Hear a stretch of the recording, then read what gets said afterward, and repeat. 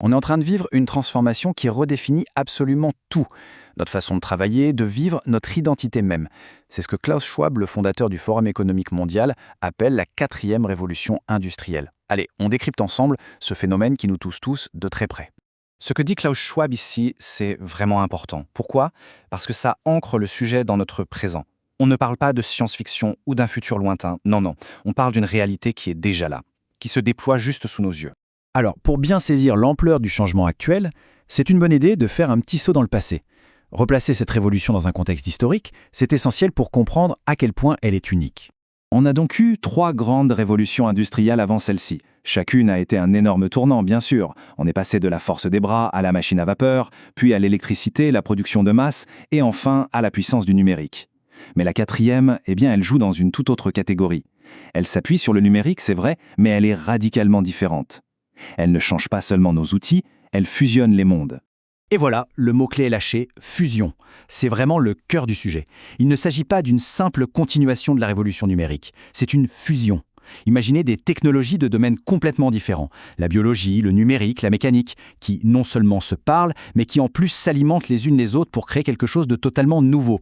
Bon, d'accord, c'est une fusion. Mais en quoi, concrètement, cette révolution est-elle si différente des précédentes ? En fait, la réponse tient en 3 caractéristiques vraiment uniques. Premièrement, la vitesse. Le changement n'est plus linéaire, il est exponentiel, ça veut dire qu'il s'accélère en permanence. Deuxièmement, son ampleur. Elle est mondiale et elle touche absolument toutes les industries, sans exception. Et enfin, son impact est systémique, c'est-à-dire qu'elle ne change pas seulement ce que l'on fait, mais au fond, elle est en train de changer qui nous sommes. Ce comparatif, il est juste hallucinant pour illustrer cette idée de vitesse. Pensez-y une seconde. Il a fallu plus d'1 siècle pour que le fuseau à filet se diffuse hors d'Europe. 120 ans. À côté de ça, Internet a conquis la planète en moins de 10 ans. C'est cette accélération vertigineuse qui rend notre adaptation si difficile aujourd'hui. Bon alors, qu'est-ce qui alimente concrètement cette révolution? Quels sont ses moteurs? On peut les regrouper en 3 grandes familles qui, vous allez voir, sont constamment en interaction. On a d'abord le monde physique, le tangible. On parle de voitures qui se conduisent toutes seules, d'imprimantes 3D qui peuvent créer n'importe quel objet couche par couche, de robots de plus en plus agiles et intelligents, et de matériaux aux propriétés incroyables, comme le graphène. Le graphène, pour info, c'est une seule couche d'atomes, c'est transparent et c'est 200 fois plus résistant que l'acier. Dingue, non? Ensuite, il y a bien sûr le monde numérique, l'Internet des objets, qui connecte des milliards d'appareils entre eux, de votre montre à votre frigo. La blockchain, cette espèce de grand livre de compte public et infalsifiable qui promet de nouvelles façons de sécuriser les échanges, et évidemment les plateformes comme Uber ou Airbnb qui ont complètement réinventé les secteurs économiques entiers. Et enfin, la 3e sphère, peut-être la plus vertigineuse, le monde biologique. Là, les avancées sont spectaculaires. Le coût pour séquencer un génome humain s'est effondré et surtout, on a maintenant des outils comme CRISPR, des sortes de ciseaux à ADN qui permettent de modifier le code génétique avec une précision folle. Ça ouvre des perspectives médicales immenses, mais ça soulève aussi bien sûr d'énormes questions éthiques. Et on en revient à ce mot si important, fusion. Le vrai pouvoir de cette révolution, il n'est pas dans chacune de ces technologies prises isolément, non. Il est dans leur combinaison, leur interaction.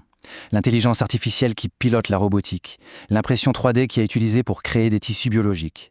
C'est cette hybridation permanente qui démultiplie la puissance de transformation. Ok, maintenant qu'on a vu les technologies, parlons de l'impact concret. Qu'est-ce que tout ça change pour l'économie, pour les entreprises et surtout pour nos emplois? Regardez ce chiffre. Il donne le vertige. 1090 milliards de dollars. En 2014, c'était la valeur combinée des 3 géants de la Silicon Valley. C'est astronomique.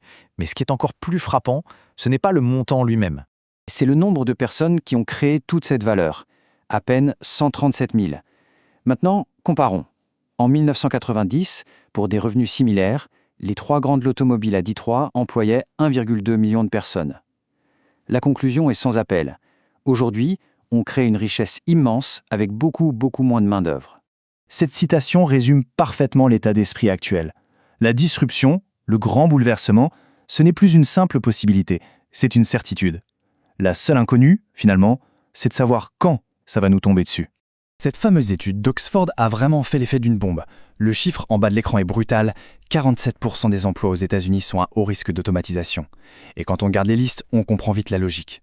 En haut, les métiers les plus exposés, télévendeurs, assistants juridiques, beaucoup de tâches répétitives. En bas, ceux qui le sont le moins, psychologues, chorégraphes, des métiers qui reposent sur la créativité, l'intelligence sociale et l'empathie. Ce visuel y montre très bien le basculement fondamental qui s'opère sur le marché du travail. Regardez les courbes. La demande pour les compétences purement physiques stagne, voire décline. En revanche, la demande pour les compétences cognitives, sociales et systémiques, elle, explose. Le marché du travail veut de moins en moins de bras et de plus en plus de cerveaux, capables de collaborer et de résoudre des problèmes complexes. Alors, face à cette vague de changements gigantesques, est-ce qu'on doit simplement la subir? Est-ce qu'on est de simples spectateurs? Eh bien non, absolument pas. Ça, c'est un point absolument crucial. La technologie n'est pas une fatalité, ce n'est pas une force de la nature sur laquelle on n'a aucune prise. En fait, tous ces changements spectaculaires sont une invitation à réfléchir à qui on est et surtout au monde qu'on a envie de construire pour demain. Pour que cette révolution profite au plus grand nombre, il n'y a pas de secret. Il faut collaborer. Les gouvernements, les entreprises, la société civile, tout le monde doit participer. L'enjeu, c'est de définir une vision commune pour que cette révolution soit une chance pour tous et pas seulement une nouvelle source de division. Et c'est la question qui reste ouverte, la question qui nous concerne tous. Comment faire pour que cette révolution nous renforce, nous rende plus humains, au lieu de nous diviser et de nous déshumaniser? Parce qu'au fond, cette révolution ne sera rien d'autre que le résultat de nos choix collectifs. L'avenir n'est pas encore écrit, c'est à nous de le faire.